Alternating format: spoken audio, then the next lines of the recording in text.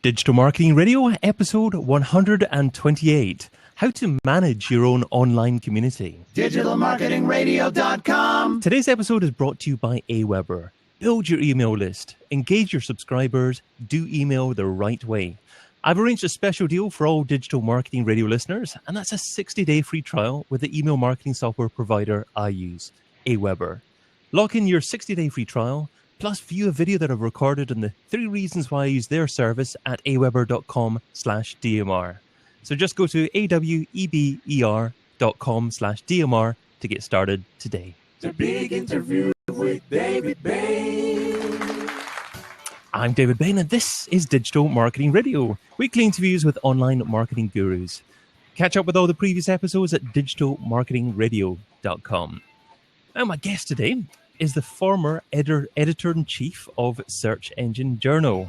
She's the brand community manager at Internet Marketing Ninjas and founder of My Blog You. Welcome to DMR and Smarty. Hi, thanks for having me. Oh, great to have you here, Anne. You can find Anne over at myblogu.com. So we're talking building a community there. Anne, why is it important for a business to manage its community? Well, first of all, there are so many benefits to building and managing your own community that I cannot even single only one. First of all, that huge reputation management security, I would say, because the community is your ambassadors, those people who will go out there and protect your good name whenever any crisis happens, or who would just reply to other people's comments and make sure that people know that you are a great brand with trusted ambassadors and evangelists. So that's a huge benefit for the community. One thing that I always say about building your own community around your brand is that it's a huge, reliable asset. Whatever happens with any source of your traffic or leads or customers, whatever happens to Google, Facebook, or any other channel that drives revenue and traffic to your site, community is something that you will always have. Those people will always be back. They will help you find new ways to build your business. And that's something that, if you do that right, of course, that's something that makes your online business much more reliable. So is this something that happens naturally if you have a great product or service, or it's something that you actually have to actionably change yourself to actually make sure that it happens? In most cases, that's something you will actually need to proactively build. So however good your product is, you need to be really a huge brand like Apple not to worry about building a community. If you are just a small business, in most cases, you need to go out and build it. Okay, so what if you're a fairly small business and you don't have a lot of time, resources to actually focus on this? What are a few of the initial important steps that you can do to start building your community? Well, depending if you're not a too huge business and you're in a relatively narrow niche, it's not too time consuming. What it takes is just you need to do it. And what I really start with is Twitter. Just right. Join there and start talking to people and start tracking your brand name to be able to reply to any comments or feedback, or maybe even an unhappy customer, replying them in a timely manner. That's what I would start with, because Twitter is so open. And there are people discussing anything there. Like on Facebook, that could be a private conversation that just a few people are exposed to. And on Twitter, in essence, is so open that whatever is said there can go viral. And if you are the only one who didn't hear that, that's not good for your business. So I would start with Twitter if you're new and if you're not too huge.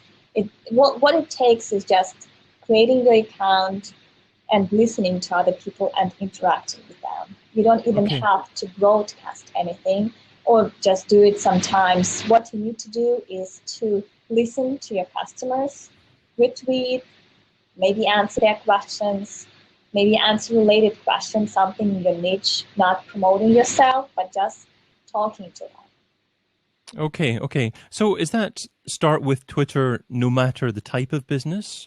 Is that advice for anyone, or is that only for maybe tech or consultancy type businesses? In most cases, that's for everyone, in retail, in anything, in travel. Maybe the small exception is B2B business, where you really need to pay attention to social media networks like LinkedIn and LinkedIn groups that discuss something on some relevant topic. But in most cases, any conversation that happens on Facebook and LinkedIn are more private. So I wouldn't be as worried about them, because people don't really expect brands to reply to them when they discuss them on Facebook. But people do expect brands to get back to them on Twitter. Okay. So is there a wrong way to do it as well in terms of jumping into conversations? Are there certain things that you shouldn't do when you're responding to someone? Oh yes, and I'm guilty of some wrong things as well. Sometimes you get too protective. Sometimes you get too passionate.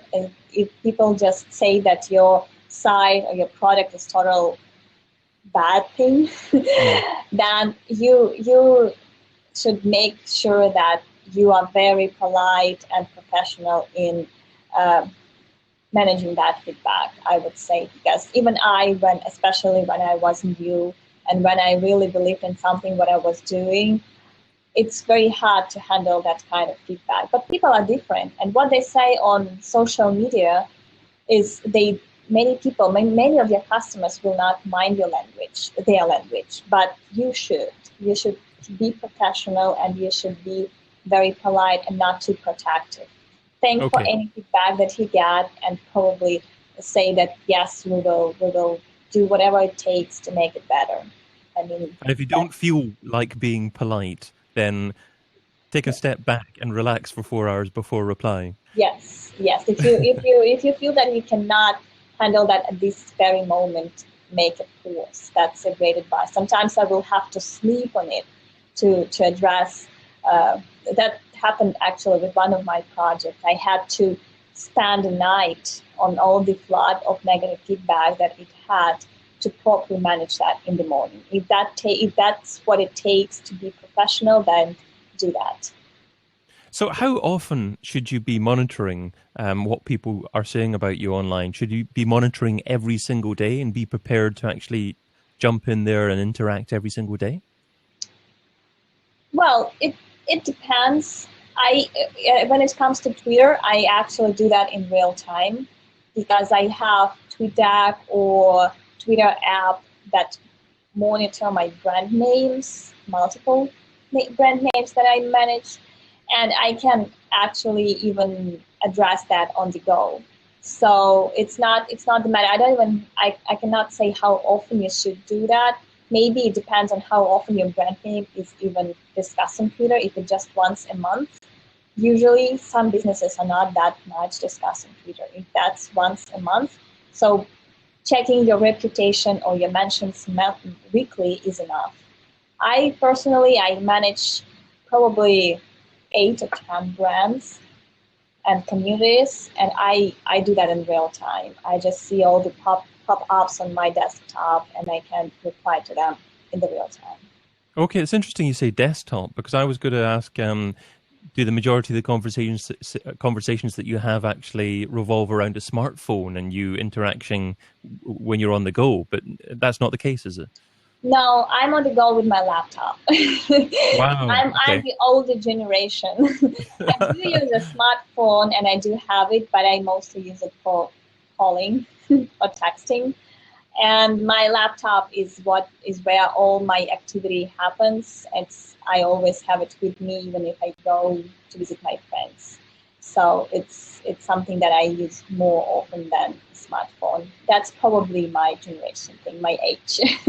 Oh, I'm sure not. I mean, you don't even fancy one of these really big iPads instead of a laptop? Oh, I have 2 iPads at home, and my kid uses them, but not me. Oh, wow. Okay. So I tell you what, at the very beginning of what you were saying, you were talking about ambassadors. So how do you actually turn community members into someone who is willing to be an ambassador for your brand? That's a very good question, and probably many people with different budgets, many businesses can address that differently. But in my case, I usually don't have a budget for community except for my time. What I do is attract them to my site. That's I feature them on my Right. site in different ways. That could be an interview or a group interview of ambassadors. It could be like just featured member of my community that I mention on a Twitter chat and then include them in an article about them. So in any case, however I can give them some exposure from my site, it's always appreciated. And those people, it's free, and it's really worth it because people really appreciate being mentioned on a site, even if it's not huge. So it's something that always works. So do you formalize the agreement with them? Do you actually say to them, if I interview you and feature you, will you be an ambassador? Or is it something that just happens naturally because they really appreciate being featured? Usually it happens naturally. I'm not a fan of any agreements when it comes to community because it's if a person wants to be your ambassador, that's obvious. I usually invite people or feature people who are already doing something like, for example, they participated in my contest, or they replied and helped me promote my article, or they posted a few comments on my blog. So some activity already was there, and I see that people are willing to be part of my community. Then I would invite them, and maybe I will talk to them prior to saying, hey, what kind of exposure are you interested in? What are you doing? How can I help you? And after this, most people will stick around. Okay. Now, you talked to begin with about Twitter being a great place to start. And I think you also talked about Facebook a little bit as well. I wasn't sure if you're talking about groups or pages there as well. Well, after you've actually fostered a little bit of a community, is it better to actually try to build a community on your own site within a blog, or maybe even a forum on your own site? Or is it okay using a third-party platform like, say, a Facebook group? Well, it largely depends on how much time you invest in that. If you can afford the time to manage on-site community, that's always the best thing to do because that's something you own and you don't depend on anything. Other types of communities, third-party communities like Twitter, Facebook, and Google+, LinkedIn, Pinterest, may reinforce whatever you're doing on your own site. But the center of anything is always your site. And what I would do if you can afford the time, is start a blog and maybe a QA section where you can interact and answer your customers' question in public, and that becomes also the content for your site. But I mean, if you just want to spend 1 hour a week, then Twitter is enough.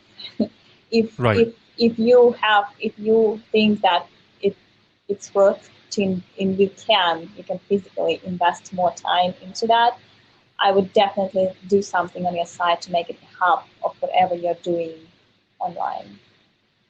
Okay, great. And you mentioned a blog as well there. Are you in favor of using the integrated commenting system in WordPress, the native commenting system, or are you more of a fan of using a third-party system like Disqus and actually maybe bringing in the functionality to be able to make comments on your blog using a Twitter sign-in or something like that? Oh, that's always a question. I've been back and forth with that, and my different sites actually run different commenting system. I still stick with the built-in WordPress functionality just for the same reason that I own that part of my site when I run it myself. And there are also plugins that I like.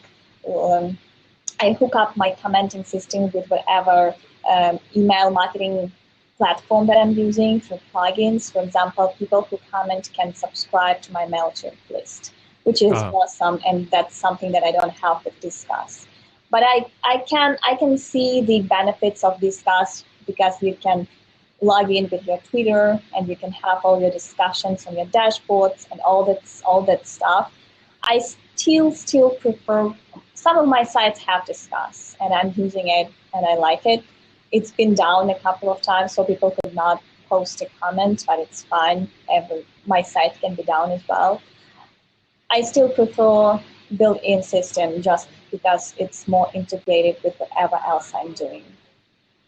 Okay, and you also mentioned MailChimp there as well, and email marketing. So is it important to drive people back to subscribe people on your email list as well? And if so, can you maybe talk a little bit about any messaging that you actually share with people via email and how you encourage people to actually build your community via email as well? I'm not very skilled email marketer. It's usually a tool that I'm using to keep in touch with my community, not to sell anything or not to do any additional profits or anything. I do use autoresponding and stuff like that to welcome new members, to maybe explain what they can do next when they subscribe, how can we help them with our resources and stuff. So I do that on very basic level.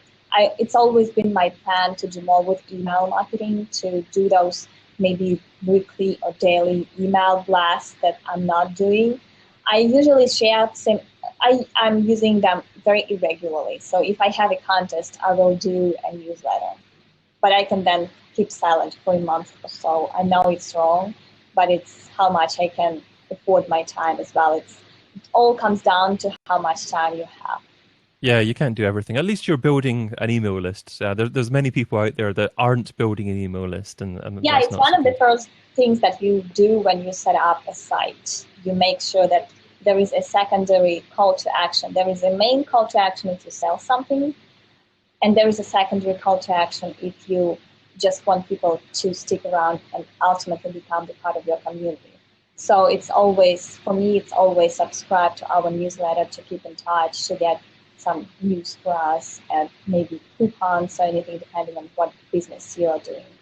Okay, so you change your call to action depending on what type of visitor is likely to be looking at that.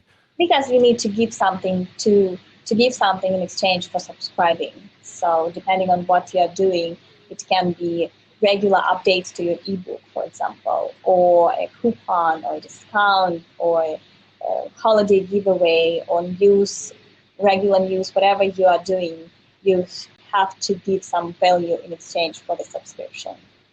Right, okay. Value and community building. A lot of great things to think about there. So thank you for sharing all that with us. But let's segue into the second section of our discussion. So that focuses more on your thoughts on where digital marketing has been and where it's going. So starting off with... software I couldn't live without. What software do you currently use in your business that if someone took away from you, it would significantly impact your marketing success? First of all, Tweetdeck. I know it's old and it's not as popular as other platforms like Hootsuite or whatnot. But why I'm using it because it allows me to multitask. And with so many communities that I'm managing, this is a huge help because I just can see pop-ups whenever I want and without even breaking my working routine. So that's my very useful tool that I'm using, and I've been using it for ages. Another one is Cyphe. How do you spell that, sorry? Cyphe. Okay. It's a very handy site when you manage a lot of brands because you can set up a dashboard and track the statistics and numbers for all of them within like a bird's view. Get the bird's view of whatever you're doing. It supports Twitter, Instagram, Facebook, Pinterest, Google+. So many things that you want to keep an eye on. And you can keep an eye on mentions there as well. For example, if I'm tracking my Twitter mentions on Tweetdeck, I'm tracking all the rest of the mentions and Google Plus mentions within Cyphe. And I can log in there like quickly or every other day and just scroll down everything I'm tracking there and get very fast view of whatever I'm monitoring. So it's a very, very time saving tool when you manage a lot of things. Okay, a couple of great tips there. I last used Tweetdeck when it was on Adobe Air, actually, so that was quite a while I ago. remember that. Oh my gosh, I switched from Windows to Mac, and it was a nightmare to. At that time, Tweetdeck didn't really work well with Mac, so it was huge for me to really be able to move Tweetdeck to Mac as well. I'll have to try it again. It's been a long time since I've used it. I'm sure it's changed quite a bit. But here's a slightly more challenging question. What piece of software don't you use, but you've heard good things about and you intend to try at some point in the near future? I've always been planning to use some social media analytics, like Spark Social, Afterpost. I know that Afterpost is also tracking your lead generation through social media, so it shows you what any social media referral is doing on your site and how they convert. A very robust lead generation software that I've been planning to use for a long time. It's not too affordable, but I know I've been on the demo and I know it's very good. Okay. Well, that was a couple of other great recommendations, I'm sure, there to have a look at. So I'll have a look at where all those links are, and I'll include them in the show notes at digitalmarketingradio.com. But moving on to... I wish I would have. I'd like you to look back in the very first day that you're involved in trying to market a business online. What didn't you do so well? What do you wish that you would have done differently? That's a very good question. And you know what? There is nothing. I was very lucky when I started. I did so many things right that it's always surprising to me. Even now, I'm wondering, how could I have come up with so many things right at the very early stage of my online career? From brand name to my very first site, and to how I branded myself for guest blogging, and everything just built itself so well that I cannot remember anything that I would have done differently if I started again. I love that answer, actually. I think it takes a lot of confidence to say that answer. I'm sure there are some things that you could have done better, but I'm sure even if you didn't do certain things to the absolute best that you could have done them, then there were still learning experiences, so you don't regret doing them. Absolutely, because those experiences resulted into something that I could not have lived without. So it's all so connected that I don't regret anything. Great stuff. The this or that round. So here we go. This is the quick response round. 10 quick questions. Just 2 rows here. Try not to think about the answer too much. And you're only allowed to say the word both on one occasion. Ready to go? Yep. Email or Twitter? Email. Audio or video? A video. Affiliates or display advertising? Display advertising. Facebook or Google+? Facebook. Online press releases or one-on-one relations? What's first? Online? Online press releases or one-on-one relations? One-on-one relations. Paid search or SEO? SEO. Email contact form or telephone number? Email. Website or app? Website. Social subscriber or email subscriber? Email subscriber. And local marketing or global marketing? It depends. Global marketing. That wasn't too tricky for you at all. I was wondering if you were going to say social subscriber over email subscriber, because we're talking about community here as well. But even though building up a community on social is very important, building an email list is even more important, you say? Yes, because it's your asset. It's people, social media subscribers, they come and go. They can miss you in their feeds, they can get inactive, but the message that you can send to a person, to their inbox, that's much more powerful. The $10,000 question. If I was to give you $10,000 and you had to spend it over the next few days on a single thing to grow your business, what would you spend it on, and how would you measure success?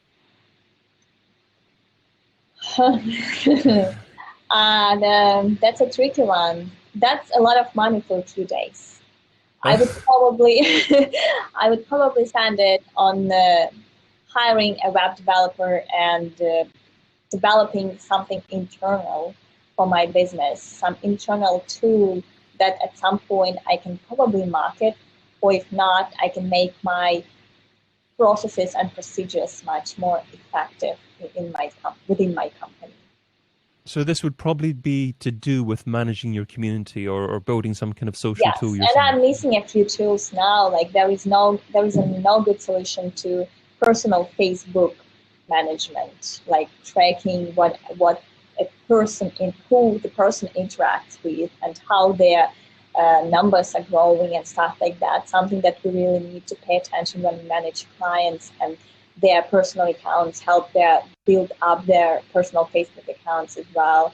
And there are other tools that I like building the reports. We still build them manually. We have to do the screenshots and compile them into PDF files. Like I would much rather do that with a tool. And I also believe that if a company has no internal tools that they develop, it's much less value for the whole company than if they're just using third-party solutions and not develop anything internally. So I'm a huge developing advocate, and I also build a lot of tools as well.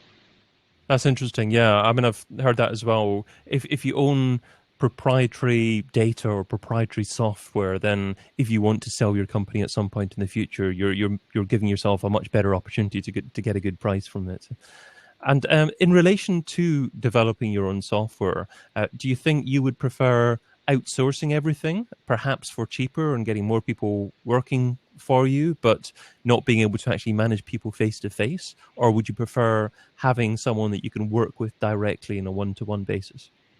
I've had a lot of both because I've been developing tools, not developing, but managing the development of tools for ages.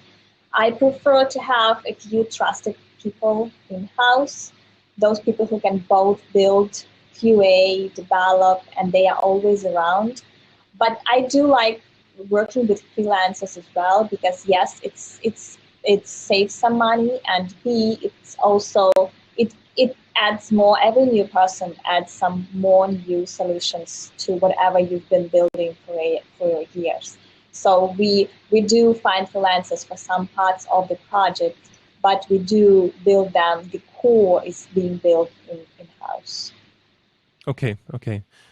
So definitely you would prefer someone that you could trust face-to-face to perhaps help you project manage it, and then maybe... And even putting all those pieces together, like from different freelancers, they all have different solutions, and when they send you some scripts or parts of the functionality, someone needs to be in-house to put that properly together, QA and things like that. Got you. Okay, that just takes us up to my number one takeaway. So you've offered a lot of great advice in our conversation, but what would you say is the number one takeaway? What's the single most important step that our listeners or watchers need to take away and implement within their own businesses? Do it. I mean, so many people are waiting for something before they launch or before they start building their community. They think that it's so complicated, or even starting a site is such a huge task for many people that they always looking for good time to do that. You know what? There is no good time. And I've heard I like the quote that if you launch your product and you love it, it means you've launched too late. So don't build the something like the version infinite. That's something that's never too good to be launched. If you plan to do something, just do it, and you'll figure things out on the go with real people using it, with real people sticking around. If you do some mistakes, learn from them, but don't wait. Just do it now. No, I love that, and That's an interesting quote there as well. If you love your product, then you probably launched too late. So it's too perfect before you launch. You need to build your community, ask them what they want, but launch at the same time. And then if people like you, then they'll naturally help you improve it, I guess, over time as well. And it's not tough to be likable. Just talk to people, and they are better than you think. That most of them will react very positively if you ask for the feedback or beta testing, or if you just ask them for help. Most people will react very well. So just do it. Just do it. Okay, wonderful closing piece of advice. Thank you so much for joining us, Anne. It was really good. And also, thank you, dear listener, for joining us as well. If you like what you heard, send me a tweet, leave me a review, wherever you're listening to this, say hello somewhere, join the community. It'd be great to hear from you, and of course, it would help other people find out about digital marketing radio as well. But finally, I'm also hosting another live show every Friday called This Week in Organic. So head over to thisweekinorganic.com to find out more about that. And Anne was actually on an episode of that earlier on as well. So, but anyway, that's all for now. Until we meet again, adios, and thank you again. Thanks for having me. That was great. Thank you. Bye.